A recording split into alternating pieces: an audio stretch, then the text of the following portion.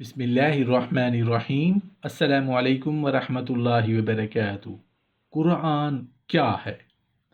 قرآن ایک حکمت بھری کتاب ہے۔ قرآن حق و باطل کے امتیاز کے لیے ہے۔ قرآن نصیحت کی ایک آسان راہ ہے۔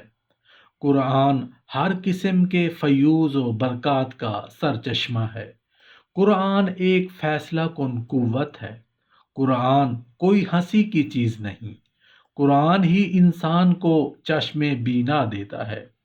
قرآن میں شفا اور رحمت کے دریا بہتے ہیں۔ قرآن نے انسان کو علم و حکمت عطا کیا۔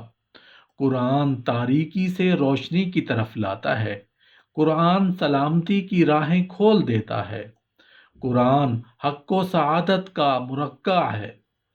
قرآن ایمان کا سرچشمہ اور عمل کا مرکز ہے۔ قرآن تصفیہ معاملات کے لیے بہترین ضابطہ ہے۔ قرآن رہنمائی اور لیڈری کے حقیقی گر بتاتا ہے۔ قرآن جملہ انسانی ضروریات کے مسائل بیان کرتا ہے۔ قرآن فکر و عمل کی راہوں کو ہموار کرتا ہے۔ قرآن سے مسائل زندگی سیکھتے ہیں۔ قرآن کی تصدیق پچھلی الہامی کتابیں کرتی ہیں۔ قرآن پچھلی الہامی کتابوں کا جامع اور محافظ ہے۔ قرآن اللہ رب کائنات اور خالق جہاں کا کلام ہے۔ قرآن فہم اور کامیابی کی ضامن ہے۔ وقت کی اہم ضرورت ہے۔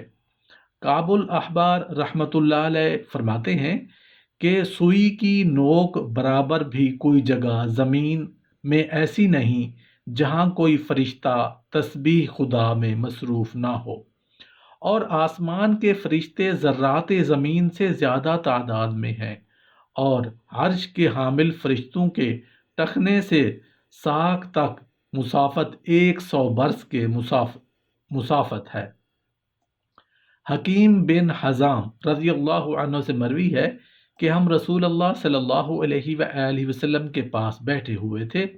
آپ صلی اللہ علیہ وآلہ وسلم نے فرمایا، کیا تم وہ سنتے ہو جو میں سنتا ہوں؟ تو لوگوں نے کہا کہ ہم تو کچھ نہیں سن رہے۔ تو نبی کریم صلی اللہ علیہ وآلہ وسلم نے فرمایا کہ میں آسمان کا چرچرانا سن رہا ہوں، اور وہ کیوں نہ دبے اور وہ کیوں نہ چرچرائے۔ آسمان میں بالشت بھر جگہ بھی تو ایسی نہیں جہاں کوئی نہ کوئی فرشتہ سجدہ یا قیام میں موجود نہ ہو۔